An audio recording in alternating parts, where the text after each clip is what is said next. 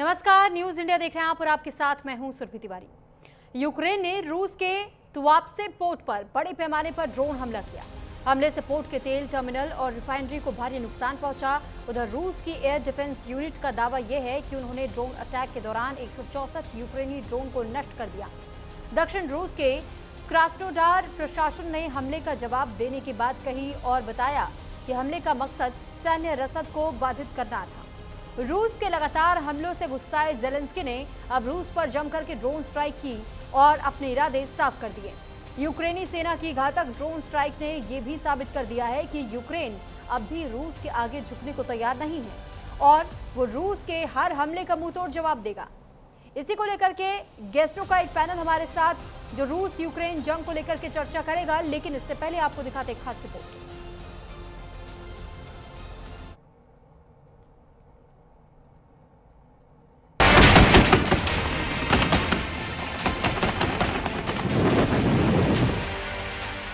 रूस यूक्रेन में भीषण जंग बरकरार। रूस के सामने यूक्रेन झुकने को नहीं तैयार। रूस के तुआप्से पोर्ट पर ड्रोन अटैक। अटैक में रूस की तेल रिफाइनरी तबाह। यूक्रेन रूस के बीच भीषण जंग जारी है। फरवरी 2022 में शुरू हुई इस युद्ध को 3 साल से ज्यादा का वक्त हो चला है, लेकिन जंग किसी भी हाल में रुकने का नाम नहीं ले रही। दोनों देश एक दूसरे पर कभी मिसाइल से तो कभी ड्रोन से हमलों को अंजाम दे रहे हैं। इसी कड़ी में यूक्रेन ने रूस पर फिर से एक बार भीषण अटैक किया है। बताया जा रहा है कि यूक्रेन ने 164 से ज्यादा ड्रोन से रूस पर हमला किया है। ड्रोन अटैक में ब्लैक सी पर बने रूस के तुआप्से पोर्ट को भारी नुकसान हुआ है। अटैक इतना भीषण था कि पोर्ट के एक हिस्से में आग लग गई। हमले में रूसी तेल टर्मिनल को भी भारी नुकसान हुआ है। दूसरी ओर रूस की एयर डिफेंस यूनिट ने दावा किया है कि उसने हमले के दौरान 164 यूक्रेनी ड्रोन को हवा में ही नष्ट कर दिया।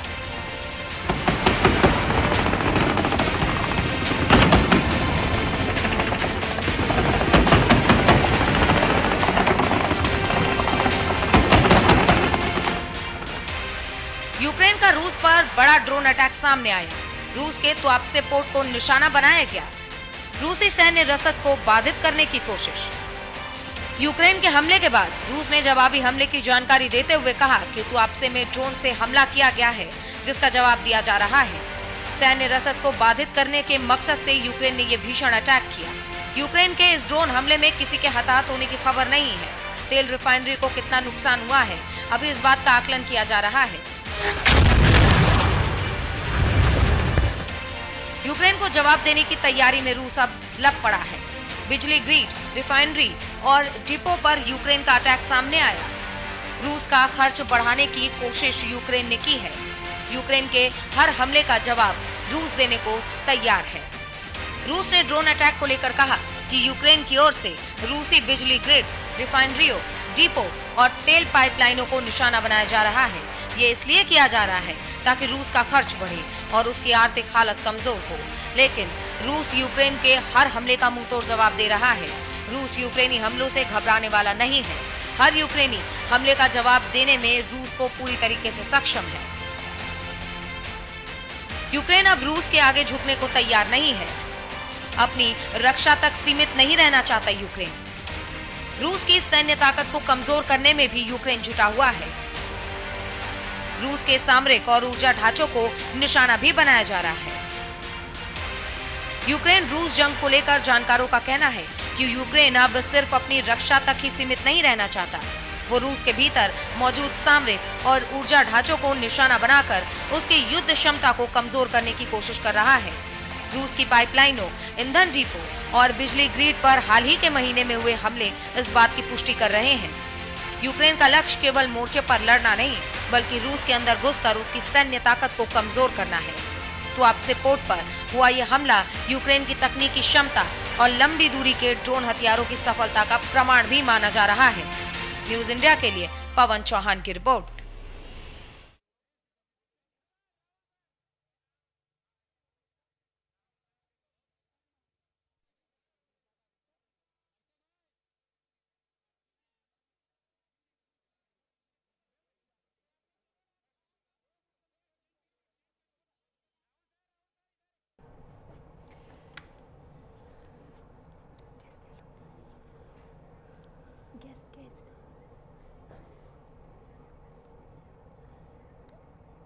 तो फिलहाल देखिए यूक्रेन इस वक्त अटैकिंग मोड में नजर आ रहा है और रूस पर जिस तरीके का घातक हमला उसने किया है, ऐसे में अब देखने वाली बात यह होगी कि रूस की ओर से अब इस हमले का किस प्रकार जवाब दिया जाएगा। और इस पर हमारे साथ चर्चा करने के लिए बेहद खास मेहमान जुड़ चुके हैं। तो सबसे पहले एक एक करके मेहमानों का तारुफ आपसे करवा देते हैं। Retired lieutenant general Sanjay Kulkarni ji, senior defence expert है आप।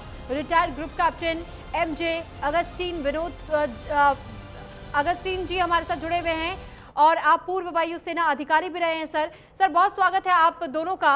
इस बीच मैं सबसे पहले आपका रुख कर रही हूँ, जानना चाहूंगी अगस्टिन सर, जब हम बात करते हैं इस तरीके के युद्ध जैसे स्थिति की, क्योंकि हम देख रहे हैं कि रूस और यूक्रेन दोनों के बीच में ये जंग बहुत लंबे समय से चल रहा है, लेकिन अभी भी इस युद्ध का अंत होता हुआ दिखाई नहीं दे रहा है। जब कभी सन्नाटे की उम्मीद लगाई जाती है तो दोबारा कोई ना कोई एक तरफ से हमला कर ही देता है और अब यूक्रेन ने दोबारा से हमला किया।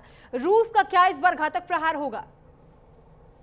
देखिए, हम तो आपसे अटैक की बात करते हैं तो दर्शकों को पता होना जरूरी है कि ये तुआप्से नामक जगह है कहाँ। जी। तो आप यहाँ देखते हैं, यहाँ सेवास्तोपोल है जो ब्लैक सी है, काला सागर में, और तुआप्से आपको यहाँ नजर आएगा।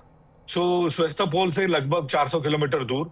हाल ही में कुछ दिन पहले, इनफैक्ट दो दिन बाद फिर से मैं बातूमी में था। ये बातूमी जो है जॉर्जिया में है, तिबिलिसी से रेड सी की तरफ जाता हुआ एक रास्ता है, और वहां से चंद किलोमीटर दूर 200-250 किलोमीटर दूर है ये तुआप्से जो है एक प्राइवेट रोजनफिट करके कंपनी है, जो private public private partnership company है, जो लोग ये तेल आयात निर्यात करते हैं इस पोर्ट से, और ये बहुत ही एक महत्वपूर्ण पोर्ट है। और इस पर ये ड्रोन अटैक जो है इस पहली बार नहीं हुआ है, इससे पहले भी एक बार हो चुका है, और उस समय में भी ये रिपोर्ट किया गया था कि बड़ा कहीं गुना नुकसान हुआ इस कंपनी का, और ये जो कच्चा तेल जो यहाँ से निकलता है उसका भी। ये घात प्रतिघात इनका आपस में कुछ हद तक चलता रहता है, लेकिन तुआप्से के अटैक जो है ये चीज अब आगाज करता है सुरभि जी कि अगला जो कदम होगा पुतिन का, वो इससे भी खतरनाक, इससे भी भयंकर होने की संभावना बहुत ज्यादा है। और कीव से 400 किलोमीटर दूर तक इनका सेना पहुंच चुका है, और 3-3.5-4 साल के और हम जा रहे हैं इस लड़ाई को लेकर के। और इस लड़ाई में घी तेल डालने का काम या तुआप्से से तेल उठा के डालने का काम जो है पूरी वेस्टर्न कंट्रीज कर रही हैं, अमेरिका कर रहा है, और उस तरफ से रशिया को ईरान मदद कर रहा है, नॉर्थ कोरिया मदद कर रहा है, चीन मदद कर रहा है।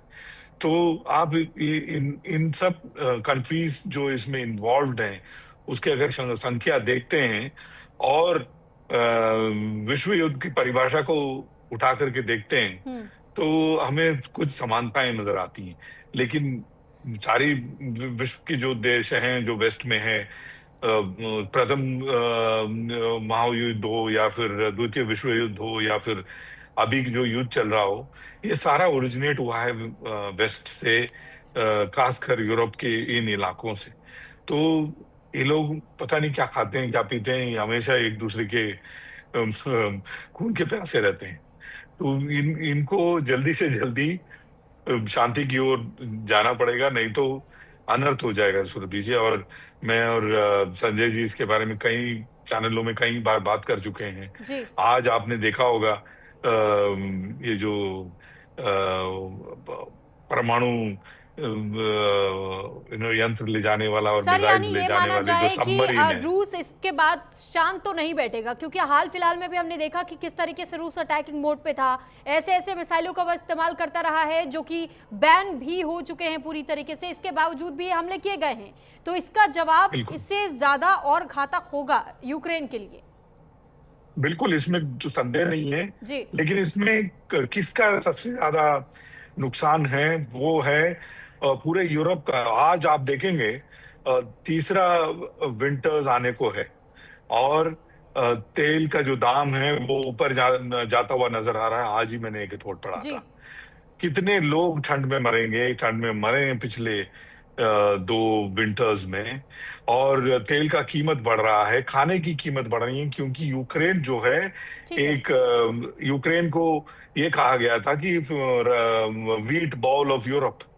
आज कहाँ वीट उग रहा है वहां पे जो वीट उगाने लायक फार्मर्स हैं वो सब तो फ्रंट में जाकर के लड़ रहे हैं।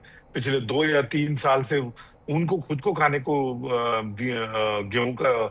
गेहूं नहीं है, अमेरिका से गेहूं मंगा रहे हैं, तो वो यूरोप को कहाँ से खिलाएंगे। मेरे कुछ मित्र हैं, मेरे कुछ रिश्तेदार हैं जो माल्टा वगैरह में रहते हैं, वो कहते हैं कि पिछले 2 साल में खाने पीने की कीमत 4 से 6 गुना बढ़ गई है। तो गरीब खाएगा क्या? तो ये सारी चीजों का कोई आकलन कर रहा है क्या? ये मेरा एक क्वेश्चन मार्क है। ठीक है। Surabhi, over to you. ठीक है सर। अब मैं रुक कर लेती हूँ संजय कुलकर्णी सर का। सर, आप सीनियर डिफेंस एक्सपर्ट हैं और ऐसे में मैं आपसे इस वक्त इस स्थिति को थोड़ा और बेहतर तरीके से इसलिए भी समझना जानना चाहूँगी क्योंकि जैसे अभी हमें सर भी बता रहे थे और ये कह रहे थे, ऑगस्टिन सर की ओर से भी कहा गया कि पूरे यूरोप पर असर डालता है, लेकिन अभी भी ना तो पीछे हटने को यूक्रेन नज़र आ रहा है, ना ही रूस नज़र आ रहा है। रूस ऐसी मिसाइलों का इस्तेमाल करता है जो कि बैन है, जैसे अभी भी मैंने इससे पहले आपके सामने एक जिक्र किया था 9M729 क्रूज मिसाइल, और इस मिसाइल के इस्तेमाल के बाद से एक संधि जो अमेरिका और रूस के बीच हुई, उस संधि को अमेरिका की ओर से तोड़ दिया गया था। तो सर, मैं इस सिचुएशन को समझना चाहूंगी कि इस वक्त जो वॉच वाली जो स्थिति दोनों देशों के लिए बनी हुई है, दोनों कंट्रीज के लिए है सर, इस वक्त किसका पलड़ा ज्यादा मजबूत आता है? धन्यवाद सुरभि जी। जैसे अगस्टिन साहब ने बता रहे हैं, समझाया बहुत अच्छी तरीके से, मैं उनसे पूरा सहमत हूँ। इसमें कोई शक नहीं कि ये जो युद्ध है अगर इसी तरह चलता रहा, सिर्फ यूरोप में ही नहीं महंगाई बढ़ गई, अमेरिका में भी जबरदस्त महंगाई बढ़ गई है, चाहे वो टैरिफ के कारण हो, युद्ध के कारण हो, पर महंगाई अमेरिका में भी बढ़ गई है और वहां पर भी बड़े लोगों को जबरदस्त परेशानी हो रही है। सवाल ये है, 1347 दिन हो गए हैं इस युद्ध को, और 1347 दिन के युद्ध में रूस ने अगर एवरेज देखा जाए 23 मिसाइल फायर की प्रतिदिन। 23 मिसाइल प्रतिदिन किसके ऊपर? यूक्रेन के ऊपर। अब यूक्रेन को लग रहा था, रूस को लग रहा था कि यूक्रेन जो है 15 दिन में अपने कब्जे में आ जाएगा, लेकिन यूक्रेन को जिस प्रकार से मदद मिली, आप देखिएगा इतने 1347 दिन में कौन से नाम अपने को बार बार सुनने को मिलते हैं? Donetsk, Luhansk, Zaporizhzhia, Kharkiv, Kherson, Kyiv, Sumy, यही नाम सुनने को मिलते हैं। यानी कि लड़ाई इसके आगे नहीं जा रही है। इसका ये क्या समझाता है कि यूक्रेन को जबरदस्त मदद मिल रही है और रूस इतने आसानी से नहीं आगे जा पा रहा है जितनी उसको लग रहा था। लेकिन इसके बावजूद भी जिस प्रकार से रूस ने पोसाइडन सबमरीन का एक लॉन्च करने की कोशिश की, न्यूक्लियर को लेकर के जबरदस्त एक तरीके से मैं कहूंगा, फिर से अमेरिका ने कहा हम भी न्यूक्लियर टेस्टिंग करेंगे। 92 के बाद न्यूक्लियर टेस्टिंग अमेरिका ने नहीं किया है, रूस ने नहीं किया है, सिर्फ अपना भारत, पाकिस्तान और नॉर्थ कोरिया ने टेस्टिंग किया और किसी ने नहीं किया है। तो आप समझ सकती हैं कि अगर ये न्यूक्लियर इसमें चला जाएगा तो क्या हालत हो जाएगी। अब आप यही देखिए कि पिछले महीने, सिर्फ अक्टूबर महीने की मैं बात करूं, 5000 ड्रोन फायर किए हैं रूस ने यूक्रेन के ऊपर और 300 मिसाइलें फायर की हैं। बार बार यूक्रेन कहता है कि तकरीबन 80% हमने नीचे गिरा दिए, लेकिन इस पहाड़ का यूक्रेन ने जिस प्रकार से उनके पोर्ट्स और उनके ऑयल फैसिलिटीज को बर्बाद करने की कोशिश की है, इसमें कोई शक नहीं कि अब प्रेशर रूस के ऊपर बढ़ रहा है, लेकिन पलड़ा भारी रूस का ही है, इसमें कोई शक नहीं है। लेकिन यूक्रेन का पलड़ा मतलब मैं कहूंगा यूक्रेन को कौन मदद कर रहा है? वेस्टर्न पावर मदद कर रहे हैं। अब आप देखिएगा जितने भी ड्रोन यूक्रेन फायर कर रहा है, आपको आश्चर्य होगा 95% कंपोनेंट्स कौन दे रहा है? चीन।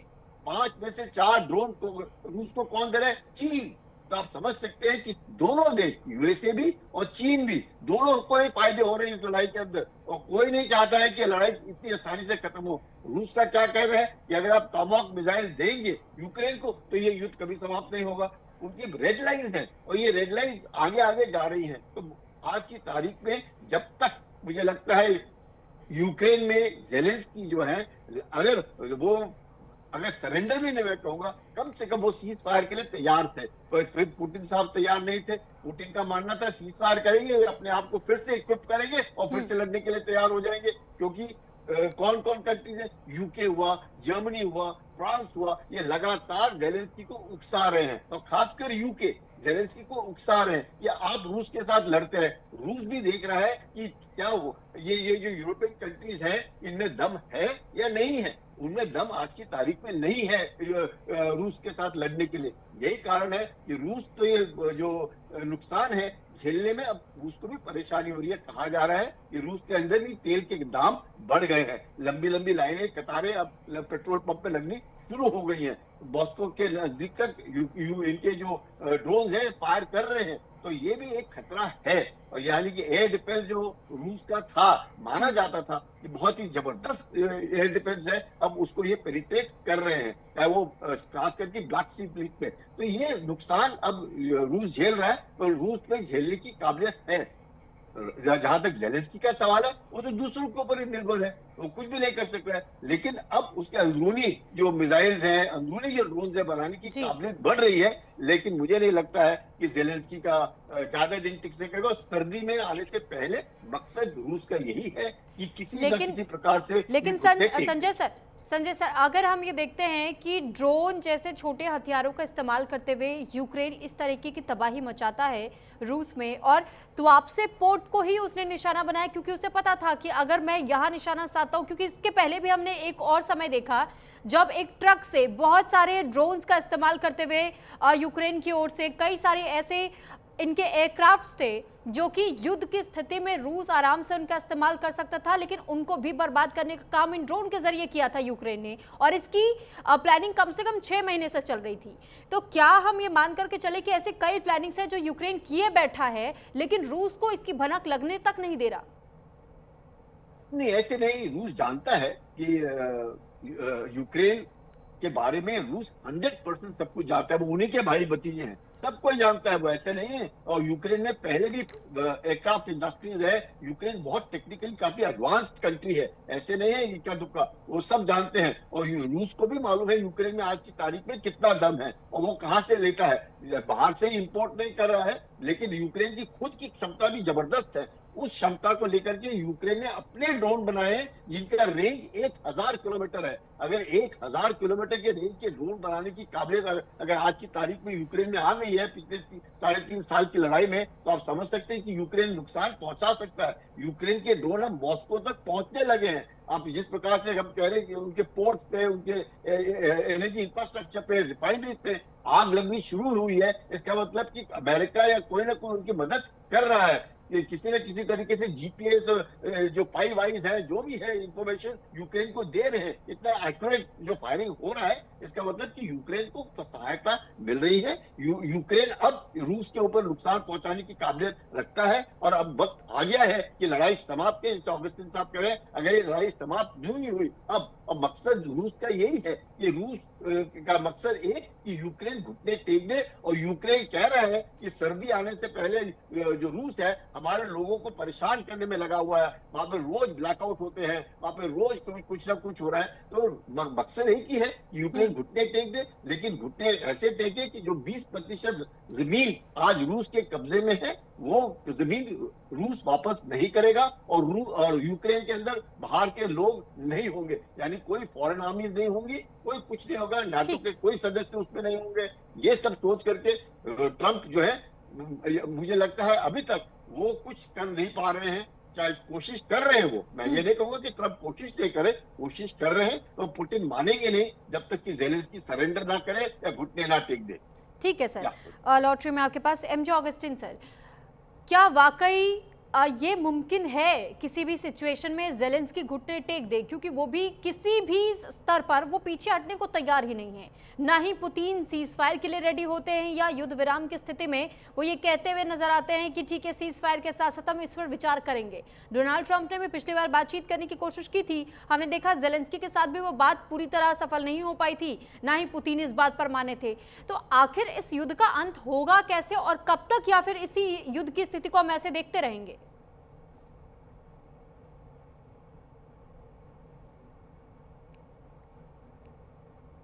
सर आपका ऑडियो म्यूट हो गया, उसे अनम्यूट कर लीजिएगा।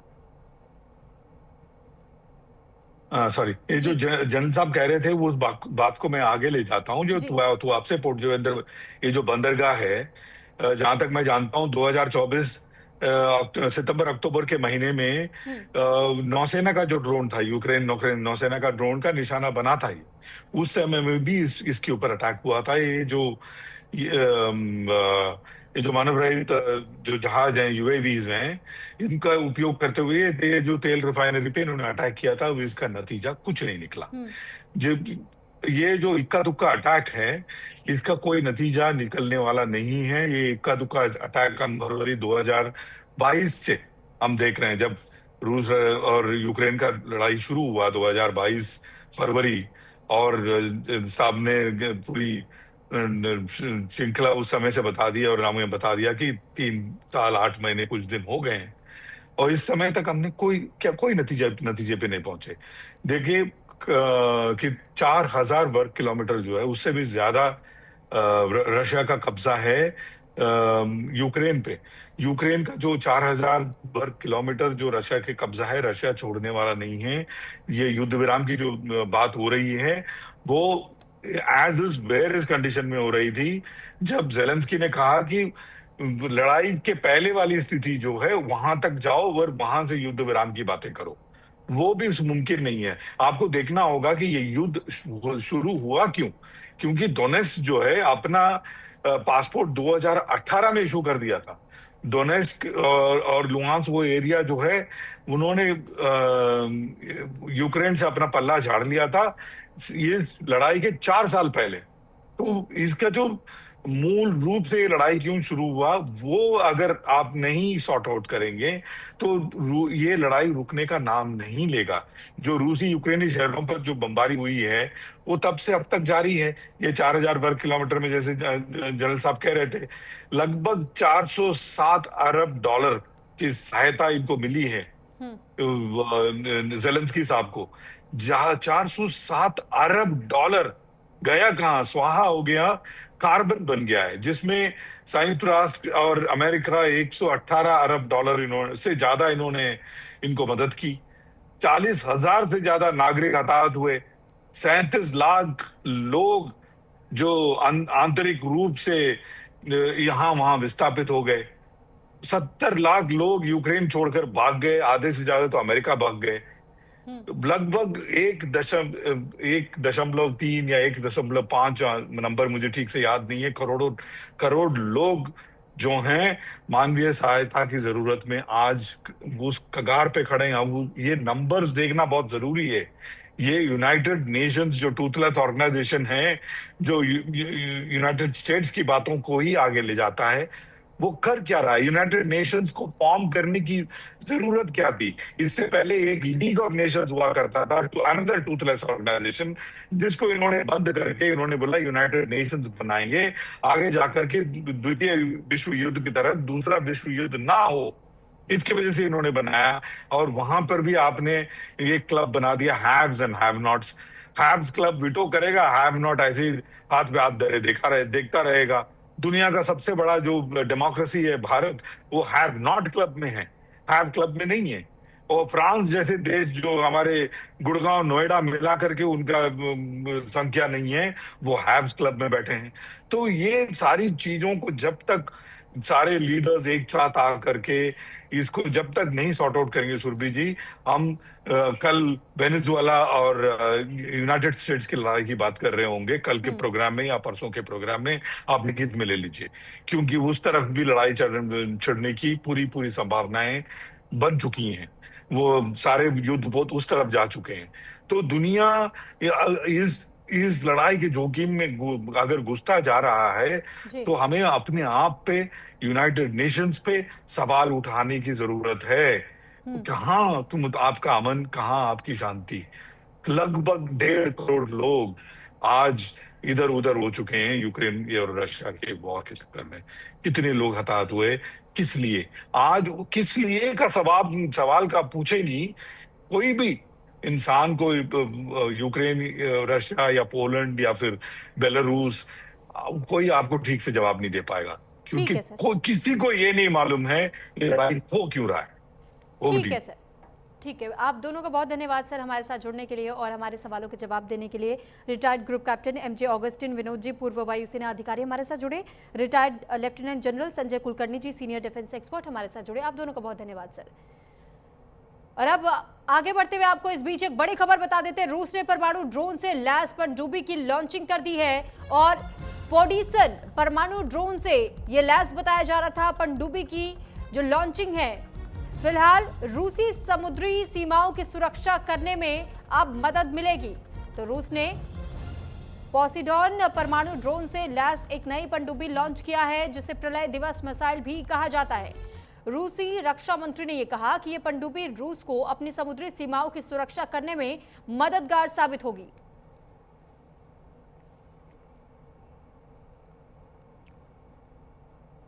और इसी के साथ फिलहाल इस बुलेटिन में इतना ही। नमस्कार।